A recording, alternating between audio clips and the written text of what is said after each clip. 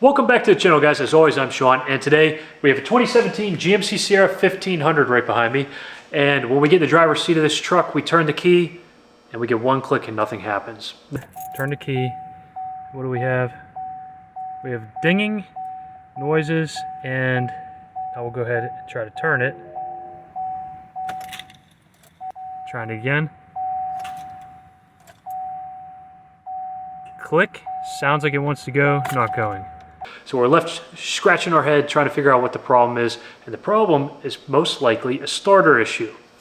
Before we tear into the truck and replace that starter, we're going to want to check a couple things. We're going to want to check to make sure that the fuse box is properly seated in its housing. That's the fuse box inside the engine bay.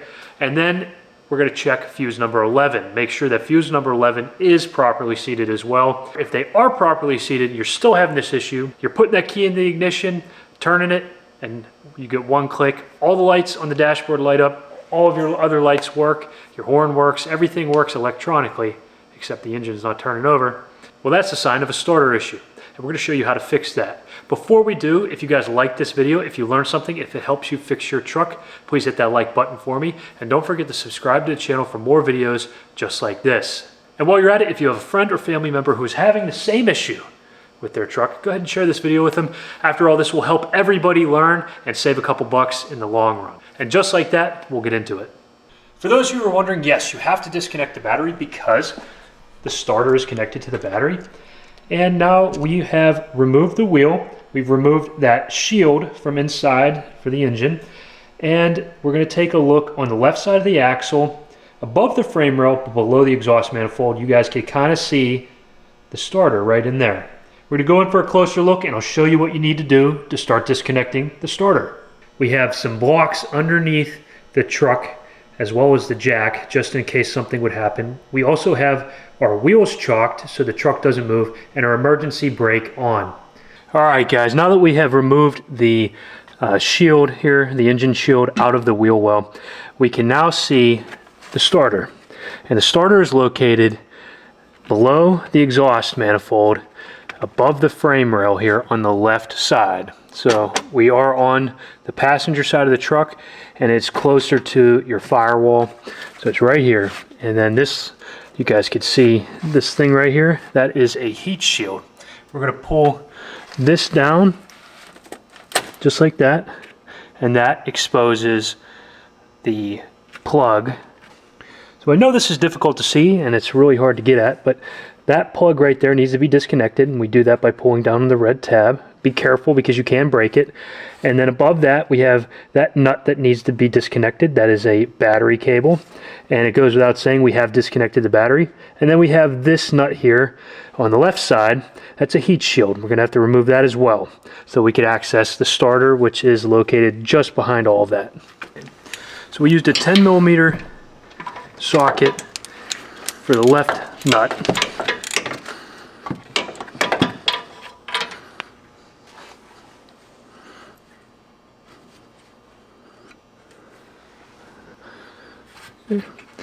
And we'll pull that out of the way just a little bit there. We use a 10mm socket for the left screw. Now we're going to use a 13 for the battery.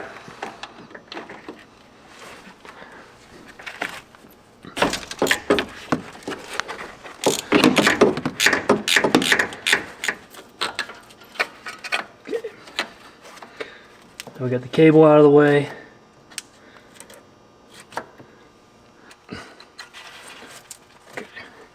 I got that disconnected, but they don't make it very easy at all. Now that I have everything disconnected for the starter up top, we're going to go underneath the truck and disconnect a few bolts. Now we're looking directly up at the starter from underneath the truck, and on the left and right side of the bottom, you can see two bolts. They're 13mm, and you could use the same setup that you used to remove the wire running from the battery to the starter. We're going to go in there, we're going to remove it, and it should come out nice and easily. A quick side note for you guys, if you need anything to get this job done, if you need that starter, go ahead and take a look in the description below. We have it linked right there for you.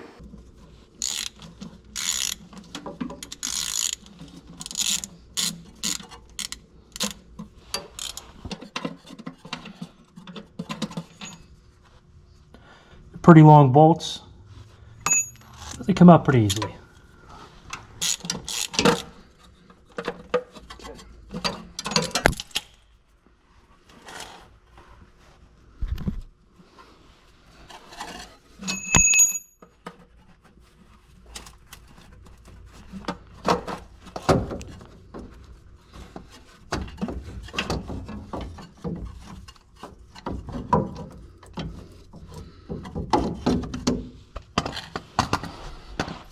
Okay, we just came from underneath the truck. Here's the starter. Here we have the old starter. You guys can see it's seen better days. And then we have a new one here. This is a Duralast. The part number is DL5228S. The new starter cost me $331.69, and it's remanufactured in Mexico. All right, guys, now we're going to slide this back up in there. It is not the easiest thing in the world to get up in there. Okay, there we go.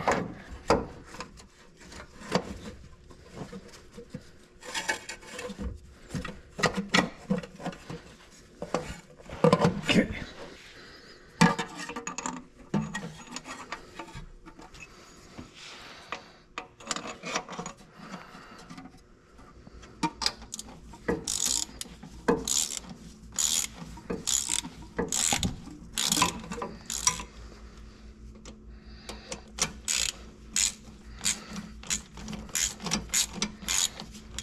Now that it's in there and secure, we're going to get out from underneath the truck and we're going to go over to the wheel well again, and we'll start connecting all the components from the side of the truck.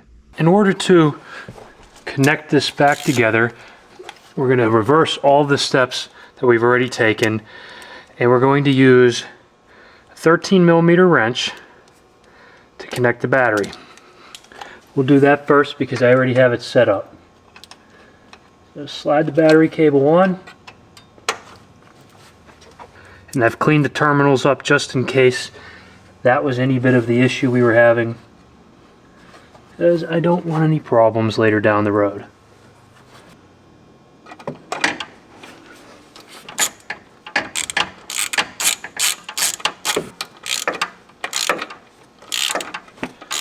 Alright guys, now we have to plug the wire into that little guy there. Now we'll go ahead and connect the heat shield with a 10mm socket and we'll be done.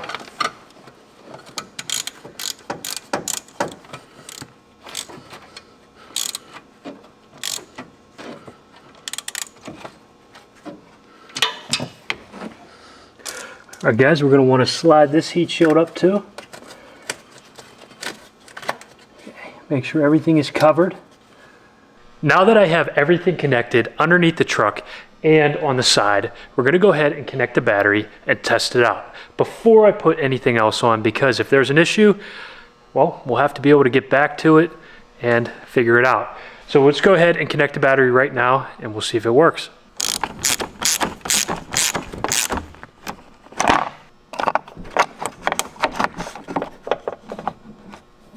Now that I have the battery connected, let's test her out.